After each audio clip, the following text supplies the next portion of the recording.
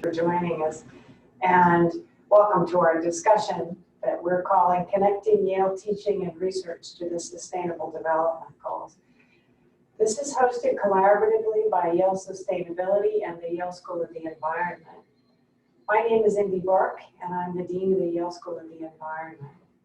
I understand that we have many important networks drawn together today to share in the discussion, including members of the Sustainable Development Solutions Network, where our own Dan Esty, whom you'll hear from momentarily, serves as co-chair, the Association for the Advancement of Sustainability in Higher Education, and many guests from our Yale community of students, faculty, staff, and alumni. It's an exciting week to have a conversation about the connection between our teaching and research at Yale and the SDGs, because here at Yale, this is Sustainability Week, and our theme this year is the future we want. The SDGs were laid out in 2015, and they provide a clear framework of 17 goals that, if realized, could steer us toward this future we want. Preparing the world to accomplish this critical work requires that institutions like Yale provide the knowledge and the leadership to enable change makers to take action. The project we'll all learn more about today from Melissa Goodall, Deputy Director of Yale Sustainability, aims to assist in this effort by helping to identify expertise at Yale that can advance the SDGs, highlight opportunities for collaboration across disciplines, and support the active engagement of higher education institutions that are advancing solutions for global challenges. With that, I'm happy to hand it over to Professor Dan Esty, Hillhouse Professor of Environmental Law and Policy, jointly between the Yale School of the Environment and the Yale Law School, to start our discussion. Take it away, Dan. Thank you very much, Indy, and thank you all for taking time out of your busy days to be with us. This is really an exciting moment for those of us who care about sustainability to come together and think about one of the overarching frameworks that's emerged in recent years to try to advance thinking on sustainability and, most importantly, measuring sustainability in its many, many dimensions. And I am, of course, talking about the Sustainable Development Goals. But before digging into that, I want to reflect for a moment on how we got to where we are today, which is with this webinar and really trying to bring together all of the folks across the Yale campus, professors, staff, students, who are thinking about the Sustainable Development Goals, and particularly focused on thinking about how this folds into our curriculum, our classes, and also into our research and our outreach. So that's all part of the agenda today. But just to reflect for a few moments on the history of what we're doing here, I would like to think of us as bringing together three broad trends that have been evolving now over some decades that I think converge in the Sustainable Development Goals. First of all is the interest in sustainability and sustainable development. That trend, of course, began in the 1980s. Some would even trace it to earlier points in time, but particularly coming to a sharp focus in the 1987 Brundtland Commission report. This was a UN convening of experts chaired by the former Prime Minister of Norway, Gro Harlem Brundtland, and they issued a report called Our Common Future, in which they said that we needed to move towards a world of sustainable development, where environmental considerations were taken seriously, but the need for economic development and growth, particularly in the developing world, was in parallel an important policy goal. That commitment to both environmental protection and economic development was given a greater purpose and focus at the 1992 UN Conference on Environment and Development, known by many as the Rio Earth Summit. And beyond that, we began to get a push for measurement of sustainable development. In fact, the effort at Rio did produce a call for development of sustainable development metrics and indicators. Now in 2000, the UN put forward its first big attempt to capture that idea with something called the Millennium Development Goals, 8 broad targets, not very well fleshed out, to be honest, but it began the process that we got to our current moment of having Sustainable Development Goals from that year 2000 base and the goals that were set out for progress over a 15-year time span. In 2015, we actually produced in the UN system, after exhaustive consultations across many different interest groups, the Sustainable Development Goals. And that leads us really to trend number 2. So trend number 1 is an interest in sustainability and sustainable development. Trend number 2 is a push to make policymaking in general, but sustainable development in particular, more data-driven, more quantitative, more empirical, more fact-based. And in that regard, it was clear we did need indicators, we needed metrics, we needed a way to track progress, we need to be able to understand policy and program success or failure, and frankly, needed an ability to identify leaders in sustainability and to probably push laggards to do better, but in any cases, to get through quantitative measurement some fix on best practices that might be disseminated more broadly. So I think this idea of trying to make policymaking broadly, but environmental policymaking in particular, more analytically rigorous and more data-driven is really the second big trend that I see us coming together with today. The third element, again, an agenda for many at Yale across a range of fields, is good governance. And this is a function of many things, but in particular, from my point of view, comparative institutional analysis. How do we protect resources? How do we ensure land conservation? How do we minimize pollution while maintaining a robust economy? All of this are the core challenges of governments, but at many levels. The global level, the national level, state and local levels, all part of this conversation that underpins the push toward sustainable development and more broadly to a sustainable future. And that is a core topic at our School of the Environment. This is a push that we have been making over recent years in particular, with a broad initiative that was launched when Dean Burke arrived to think about how our school might convene conversations that focus on this push towards a sustainable future. So we have, in fact, generated a book that is now available called A Better Planet, 40 Big Ideas for a Sustainable Future. And it's a collaborative effort to examine the many pathways towards all of the different dimensions of at least environmental sustainability. And I think that does reflect one of the pieces of research and outreach now going on at Yale. But we're eager to connect up with all the rest of the elements of that teaching and research agenda that might be related. Of course, my own Center for Environmental Law and Policy produces something called the Environmental Performance Index. It involves 32 different metrics relating and connecting and measuring both human environmental health and ecosystem vitality. Our 2020 report, judging 180 countries across these parameters, just emerged in June. And it does provide kind of a scorecard and a ability to dig beneath the surface and understand the drivers of success, the governance factors that may in fact determine who performs well and who doesn't. That is available on our website of epi.yale.edu. So in any case, the trends of a push for sustainability, more data-driven analysis and policy-making rigor, and this idea that good governance is critical to success on a lot of this agenda, and broadly important to policy success, comes together in the Sustainable Development Goals. Adopted through this UN process in 2015, 193 nations have now signed on to these 17 goals, reflecting big, broad categories of policy activity, like ending poverty, ending hunger, improved health, good work conditions, addressing inequality, addressing gender equality. And then, of course, some that are more environmental in focus, on water, on clean energy, on oceans, and climate change. In all, these 17 goals have been fleshed out with 169 underlying targets, all of which are to be met by 2030, some of which we're on track for as a world community, many of which we are not. But it does provide, as a collective whole, a very valuable structure for policy, a common framework for us to look at how countries are doing, and below that, how states or even cities are doing in delivering a sustainable future. And because it's a common framework, it allows us to have a degree of comparability, to look across jurisdictions, and again, identify best practices, identify leaders, perhaps spur on the laggards.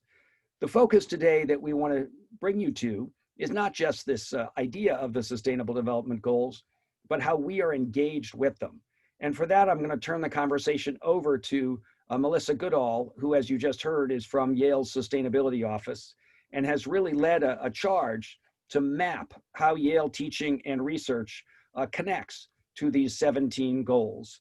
And this is an effort, by the way, to engage the academic community in thinking about the Sustainable Development Goals, led in particular by a group that was launched shortly after the goals emerged in 2015, called the Sustainable Development Solutions Network. It was launched, in fact, by then Secretary General Ban Ki-moon. I am a part of that network, working with the chair, Jeff Sachs, at Columbia University. And I think it is in the spirit of that group's effort to bring these goals alive in our universities across America, but really around the world, that animates the conversation that we launched today. So with that, let me turn the virtual microphone over to you, Melissa. Excellent. Thanks so much, Dan. And thanks, Indy, for that fabulous introduction. I will say I've smiled a couple of times because I got my start at Yale University in the Dean's office and then worked with Dan Esty for 5 years. So you'll see as I jump into the presentation, Dan and I think very much alike, or at least I think like Dan, I guess. So I'm going to share my screen and take it from here. So this project, we launched this project just after the Sustainable Development Goals became a reality. And the idea was to really take a closer look at our local campus and connecting to the Sustainable Development Goals. And it did, at the outset, I will admit, I thought it would be a fairly quick exercise. I checked it to a summer intern thinking he could give me a snapshot view. It took over 2.5 years to get the first report, and it is an ongoing effort because, of course, things change.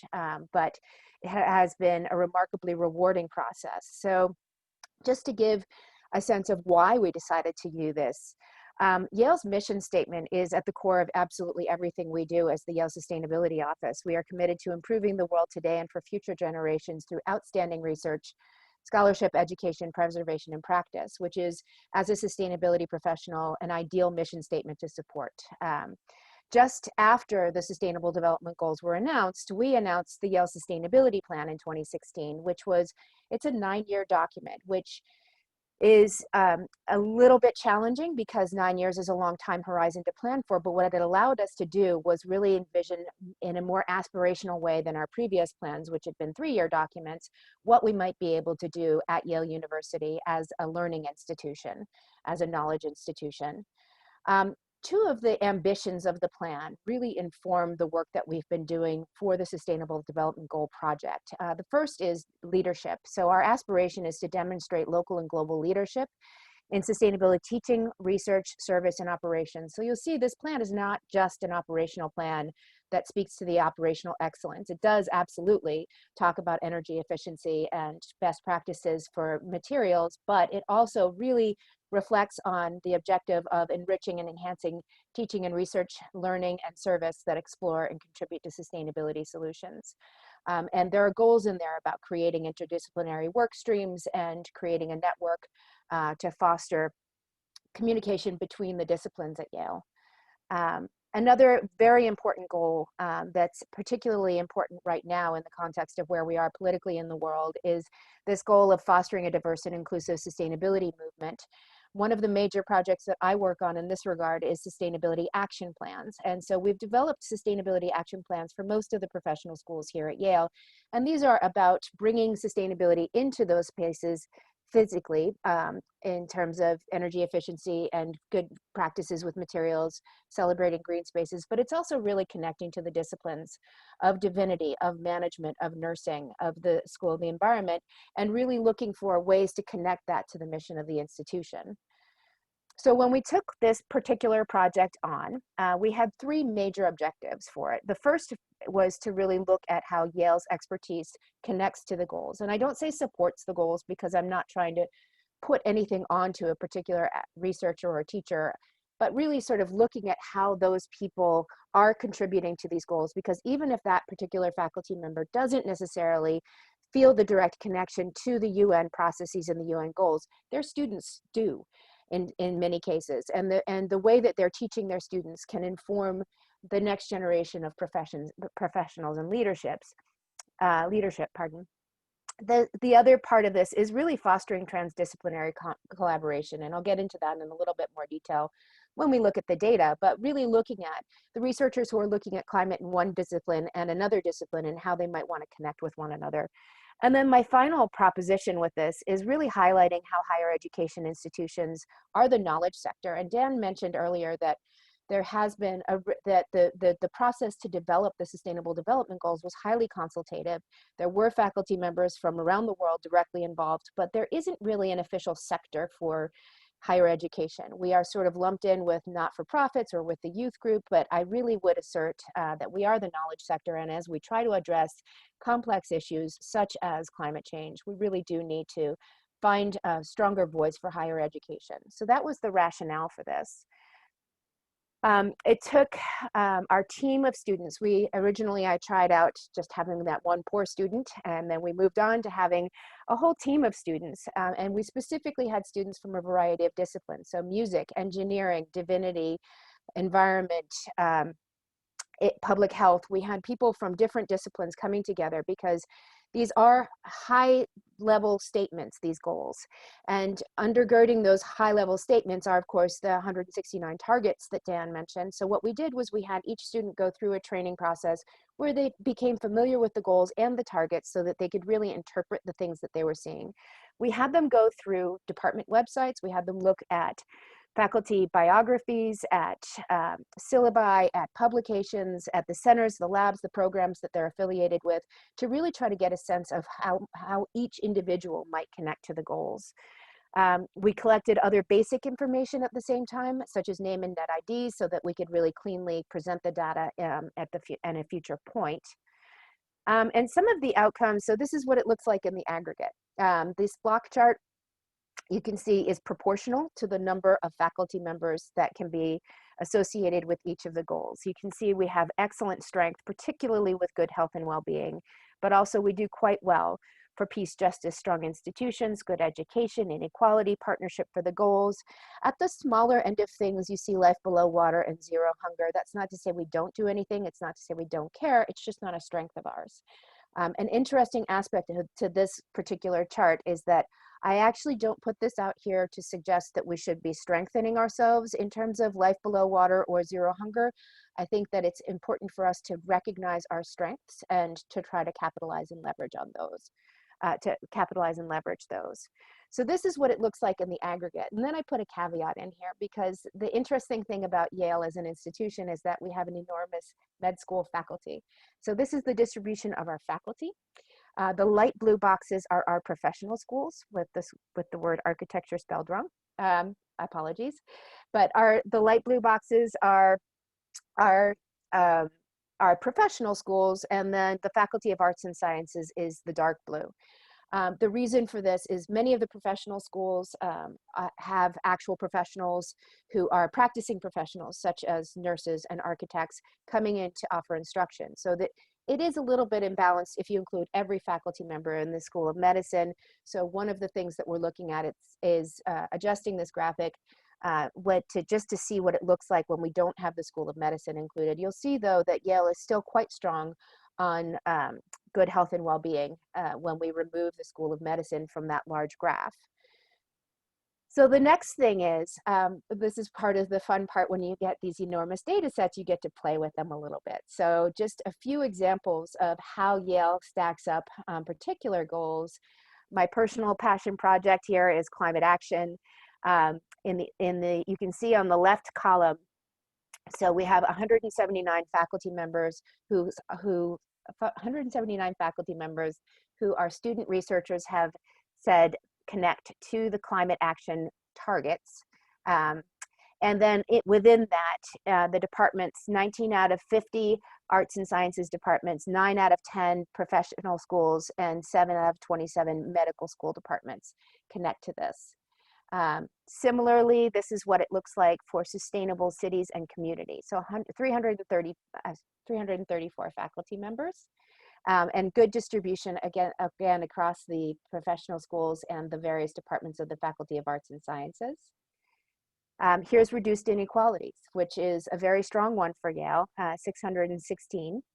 33 out of 50 arts and sciences departments, 9 out of 10 professional schools, and 9 out of 27 medical school departments. So then taking a closer look, one of the values that we wanted to try to highlight in this particular exercise is what it looks like when we take a particular category and do a slightly deeper dive with specific departments. Because if you're at, say, the divinity school and we're talking about innovation, that might not be strongly represented, but there are other schools that might be strongly represented. So for example, for affordable and clean energy, Yale has a total of 112 faculty members, and we took a closer look specifically at environment, chemistry, architecture, chemical and environmental engineering, and law, and really looking at what it would look like if these folks were to connect with each other and bring their various disciplines to the table on a particular challenge. Similarly, life on land, actually we do quite well across a variety of departments, including of course the School of the Environment, but also anthropology and the School of Medicine. So looking at that, what that looks like. So the next sort of level of this is that we can now take two different slices of the data. So this shows good health and well-being and climate action. And we can say that we have 61 faculty members working on both, and start to look at what disciplines we can bring to the table if we're starting to look at particular challenges and developing solutions. Similarly, this is what reduced inequalities and sustainable cities and communities look like, 282 faculty working on both. So this is, for us, a really exciting opportunity, because when you have something that is wicked or complex, like climate change, like biodiversity, like the pandemic, like systemic racism, really being able to look at the variety of disciplines that Yale could potentially bring to the fore is something that we feel is going to be an important part of solving these challenges. One of the important things to note about this was, of course, that we were entrusting this assessment to students, and the students most assuredly did due diligence. We had wonderful sessions where we would have the engineering students asking the political science students questions and having the divinity students weigh in on things of ethics. And it was not a flat exercise by any stretch, but it was still quite subjective. So we wanted to make sure that as we advance this project, that we weren't completely missing the target. The challenge of the ample room for subjectivity, we decided to conduct some ground truthing exercises. In the first round, we took basically a matrix of a particular department to an individual in that department and said, what do you think? This is how we've assessed everyone in your particular department. We found in the first instance, it was extremely easy. It was a very small department and where everyone knew each other, and the person was able to, with a fair degree of confidence, correct anything we had missed.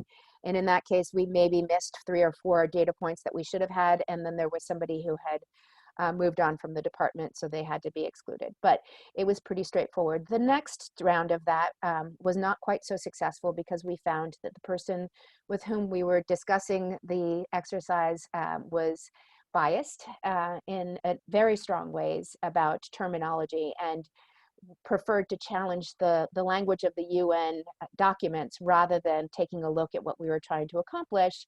And that level of bias was a little bit tricky to overcome with that one individual approach. And then the third person we took it to thought it was a great idea and had no challenges for the process, but it was a much bigger department. So it was really challenging for that individual to weigh in on everyone in their group, which led us to the conclusion that we really had to have a direct connection with each faculty member if we really wanted to advance this in a robust way, which brought us to the School of the Environment. We engaged Dean Byrne, apologies for the missed capitalization. We engaged Dean Burke in this particular exercise. We decided to do it as a direct email to each individual faculty member. The rationale for doing it in that way is because faculty members are busy, and my understanding from peers who have done things like try to have faculty members take a survey, or try to have faculty members fill in a form, or or even do an interview is that it's not a reasonable ask of their time. And so by doing it this way, and you can see the example of the email that we sent to Dan, by doing it this way, we basically said, here's our assumptions, please correct us if we're not correct. If there's nothing to correct, you don't have to respond to us. And in this way, we hope to make it as light a lift as possible. We chose to do this with the School of the Environment in particular for several reasons.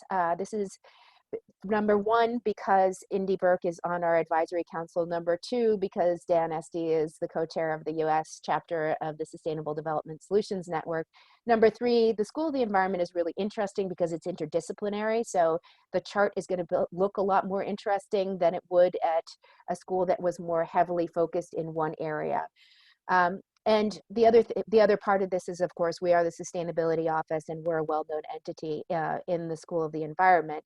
But we do want to emphasize that ultimately this is an exercise that we will be working on throughout the institution.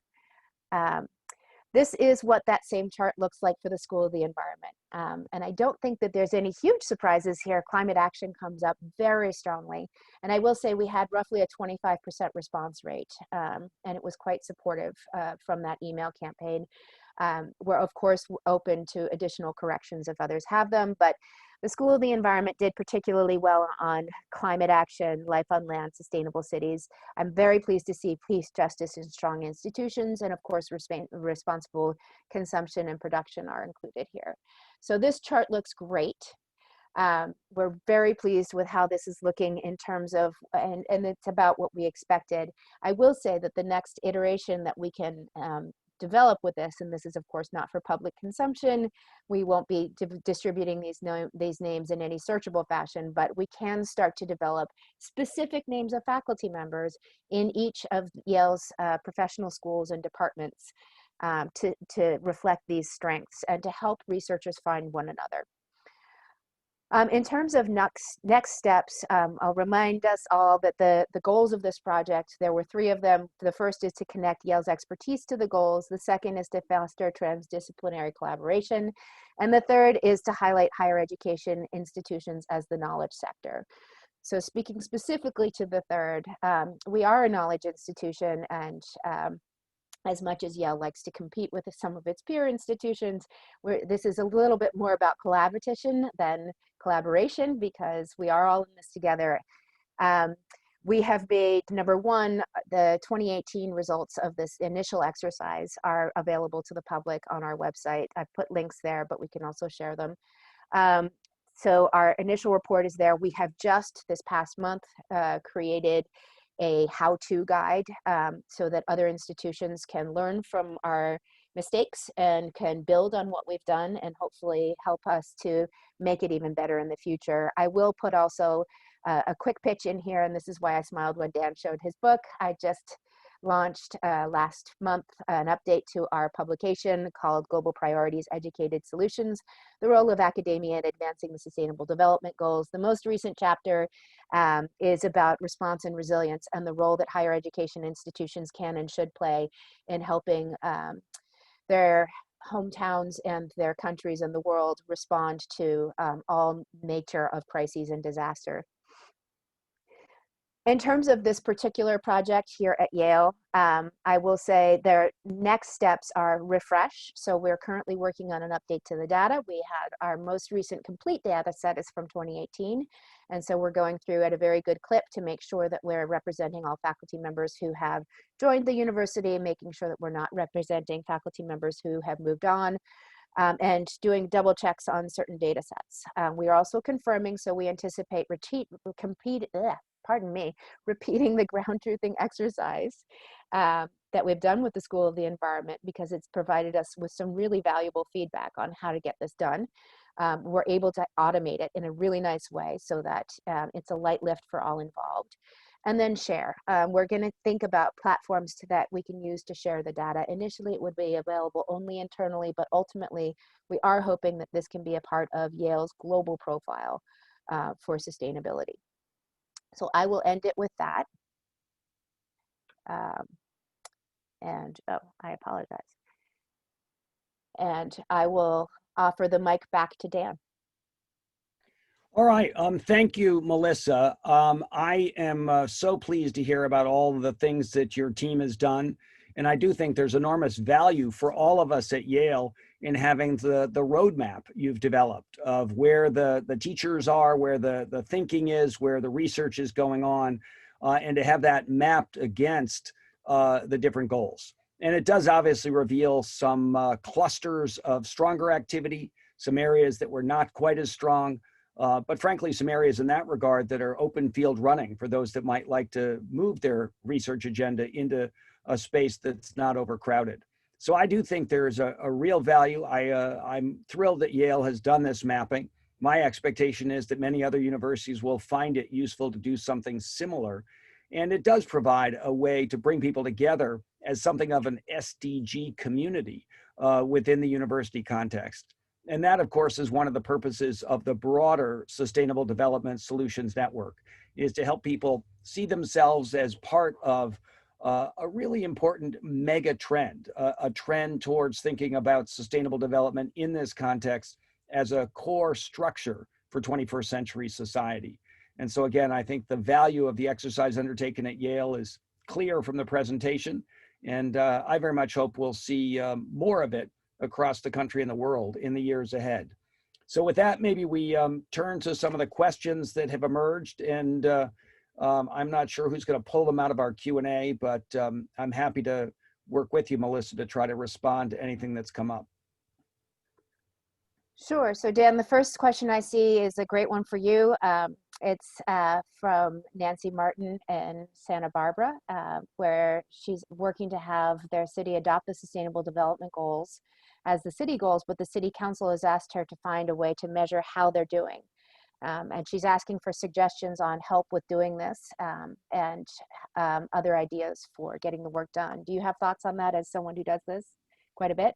Well, first of all, I think there is a lot of work being done to try to translate the Sustainable Development Goals into various contexts. Obviously, the universities in some places are doing this. Many businesses are. I know there are other local communities, so I suspect online you can find some resources that will help you think about what's most relevant at the city scale. And by the way, in my own research, looking at it, what particularly the corporate world is doing, it's quite clear that not every goal has equal applicability in a corporate context. So most companies are picking the ones that they consider most relevant to their own industry, their own company, their own business model. And they might pick 3 or 4, sometimes 5 or 6 of the goals, but probably not 17. And I would think in a similar vein, you might want to start with 17 goals, but pare back depending on which ones seem most tied to the agenda that the city is responsible for. And frankly, to the issues that the community would find most relevant. If you're able to do that sort of matching exercise, I think you'll probably find a more receptive review from the political leadership in the town and more likely to be able to get them to make some kind of an SDG commitment. So with that, maybe we should move to the next question, unless Melissa, you want to add something. Sure. So I will take the next question, which is from Paul Chapman, who is an alum of Yale College. Regarding Yale's connection to the wider higher education world, can we connect Yale's ties with alumni, connect this work with alumni? I apologize, Paul put in two questions. So Paul's asking both how Yale is going to connect this with its network of higher education sustainability, with the Association for the Advancement of Sustainability in Higher Education, and then also how alumni are connected to this. And those are both great questions.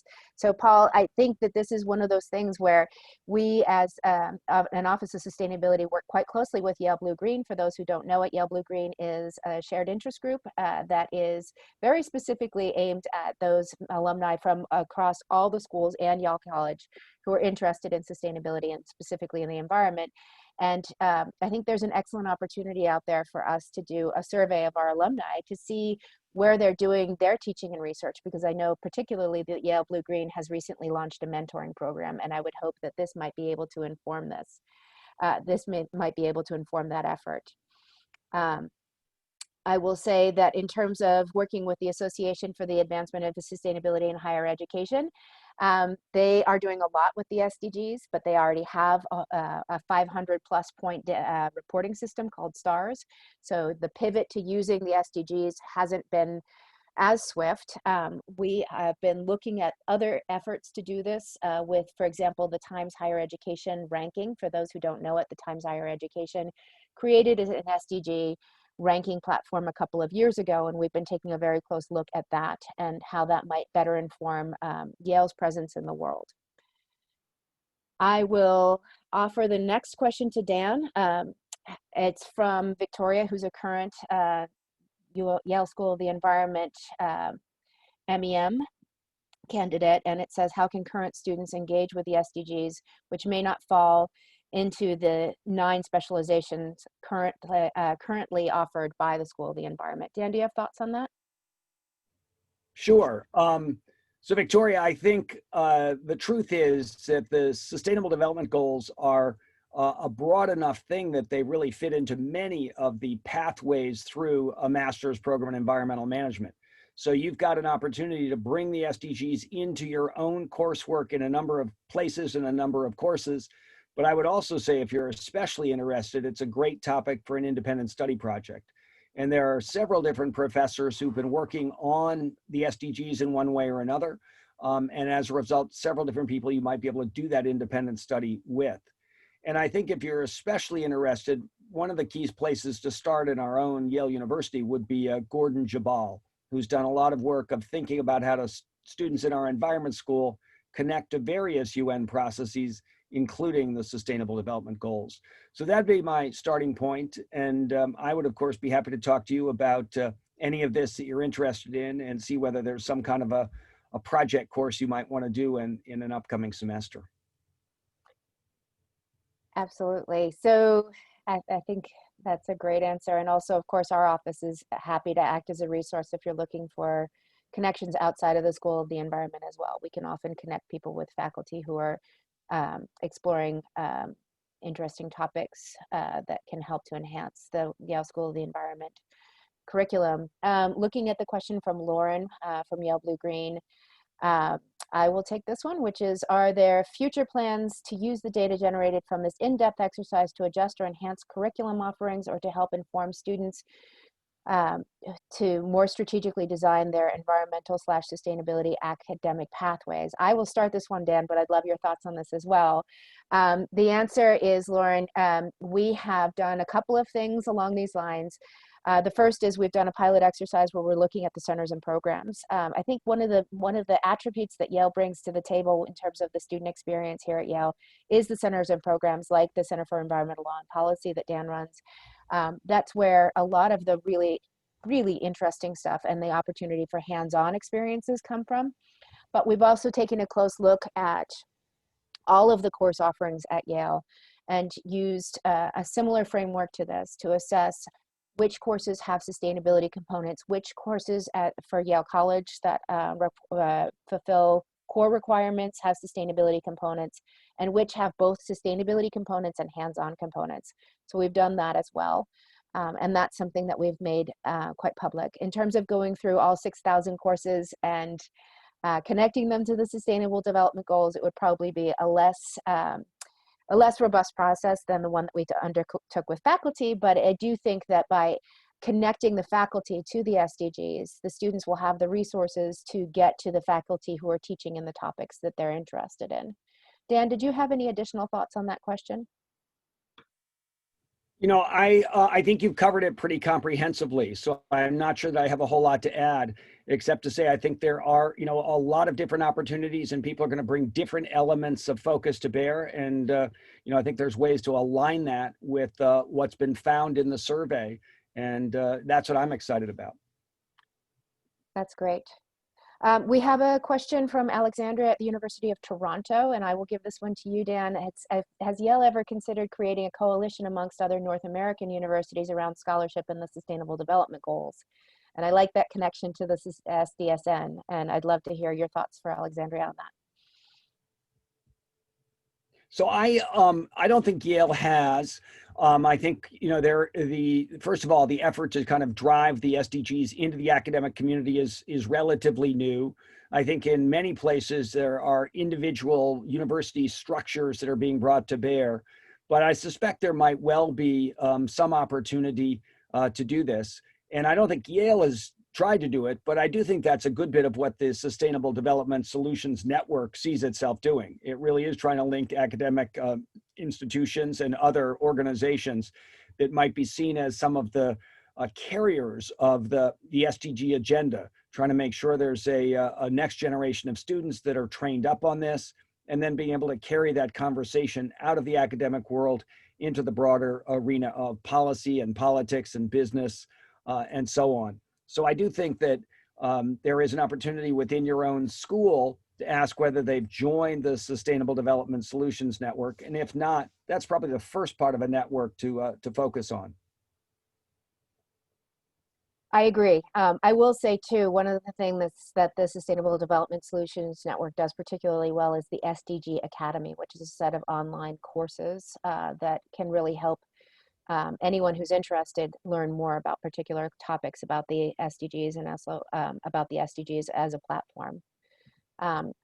The last question that I'm seeing here, which is more of a challenge than something I can answer, but something I really value, so I'm going to highlight it, is has there been any thought given to how some of the knowledge produced by the collaborations might be disseminated to localities and communities? And I'm thinking in particular communities of color. This is from Mark Lockhart.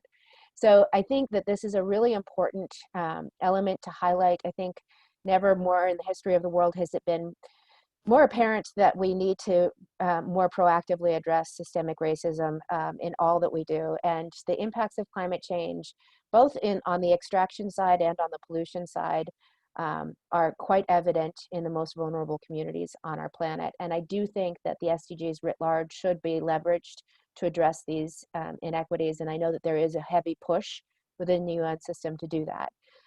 Whether or not we're doing that effectively here at Yale is something that I would love to explore. I do know that we have researchers in the School of Public Health in particular that are doing quite a bit in terms of community outreach and the climate and health nexus.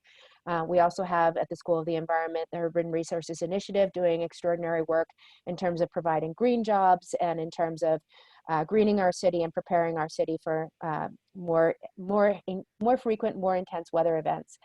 However, we haven't necessarily done a specific deep dive. And so I'm going to make a note of this for our project, that we should start thinking about specific responses to absolutely necessary questions of our time that we can glean from this particular exercise. So thank you, Mark, for that question. Well, I'm going to, if I can, Melissa, jump in on top and supplement your answer with a couple of further thoughts for Mark.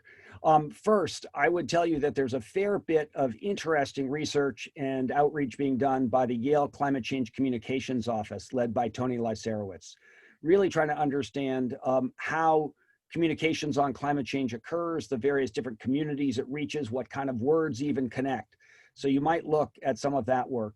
Second, our colleague Michelle Bell in the Environment School is running a multi-year EPA-supported research initiative called SEARCH, which is around energy and climate change scenarios. And that includes a fair bit of analysis of how different communities are affected. And Michelle Bell, more broadly, is really focused on and interested in questions of environmental justice. In fact, her essay in the Better Planet book that I mentioned at the outset is on thinking in a more rigorous way about how environmental justice should be understood as a challenge of environmental public health with disproportionate impacts on some communities. So again, I would steer you toward Michelle Bell's work. Finally, really maybe most directly answering your question about reaching some of these communities, the essay by Thomas Easley, who's our Associate Dean at the Yale School of the Environment, in the Better Planet book, is, I think, a brilliant example of creative thinking just in response to the question you're asking.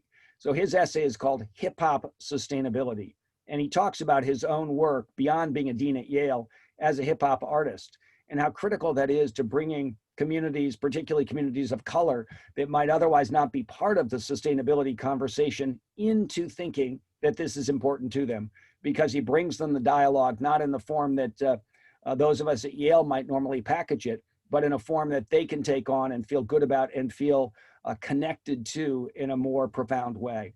So again, I would recommend to you Thomas Easley's essay in the Better Planet book, Hip Hop Sustainability.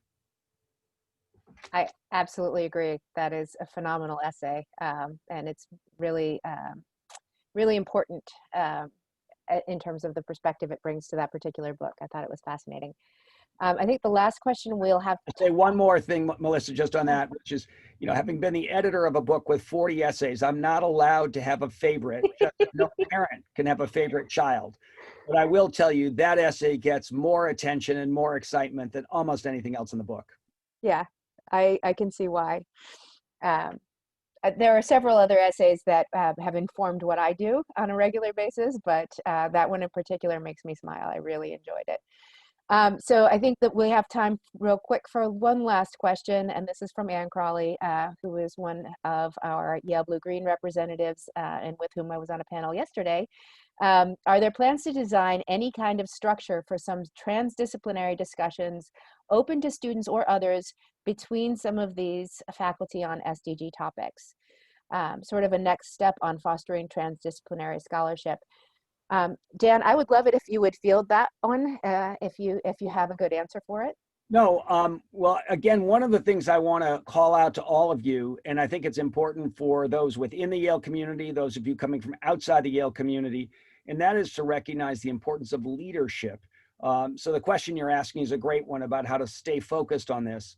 And I feel very lucky to be at the Yale School of the Environment, where Dean Indy Burke has been a true champion, not just of environmental rigor and thinking about how we teach and write and research and share our findings, but also pulling together this effort that we call the Yale Environmental Dialogue. And that is a significant part of our school's strategic plan, intending quite overtly to use the platform that Yale provides to bring people together across the country, from really around the world, across disciplines, and frankly, most importantly, across political perspectives, with the hope of getting people into a conversation about pathways to a sustainable future, including what role the Sustainable Development Goals might play, what role environmental data more generally might play, how we find out what's working and do more of it, how we understand which kind of sub-programs are not working, and frankly, pull resources back and redirect them. So I do think leadership matters. I think this Yale Environmental Dialogue, for those that are within the Yale University framework, does offer a platform. And I don't think there's been a program yet specifically on the Sustainable Development Goals, but I think it's a great topic. So we should bring that to the committee that's going to organize the various events that go on under that umbrella for the coming months. That's great. And I will add to that. For those who haven't seen it, President Salovey, our president, recently announced his academic priorities for looking forward. And one of the key initiatives he highlighted there was planetary solutions. So really trying to take a look at what Yale can bring to bear in terms of today's global challenges. And I feel like there's a really wonderful opportunity and to integrate this question about what student opportunities will be in the context of the Planetary Solutions Initiative. And just again, to supplement briefly, Melissa, if I could, it goes very much to the point in the question about transdisciplinary work. This is really intending to get Yale to think more of in a systems way across departments, across the natural sciences and the social sciences. And I think you're going to see some very interesting initiatives emerge as President Salovey drives that theme in the months and years ahead. So Melissa, I think we're pretty much out of time. So let me start to close this out by saying thank you for your leadership on this. Thank you to the entire sustainability office at Yale that's really picked up this important topic of how we bring the Sustainable Development Goals alive in our Yale context, but in that regard as a model for other universities and institutions across the country and around the world. So thank you for your push. And why don't I turn the microphone back to you for a closing few thoughts. Thanks, Dan. The final thoughts, I have been really impressed and delighted with the questions that we saw and how thoughtful they were. And I'm really pleased that the School of the Environment has allowed us to connect with them on this pilot exercise. We look forward to doing this pilot with additional groups, but we also would love to hear from anybody who's on the call to see if there are questions, challenges. I'm happy to share the resources that we mentioned, and just generally looking forward to advancing this work to really bring Yale's presence as a global sustainability leader into the spotlight. So thank you. And thanks, Dan, for your really excellent comments today. Pleasure to be with you, and thank you all for joining. This is an important conversation. We're glad to have had a chance to share some thoughts with you and look forward to carrying it forward in the weeks and months ahead. Great. Thank you. Thanks a lot. Bye-bye. Bye.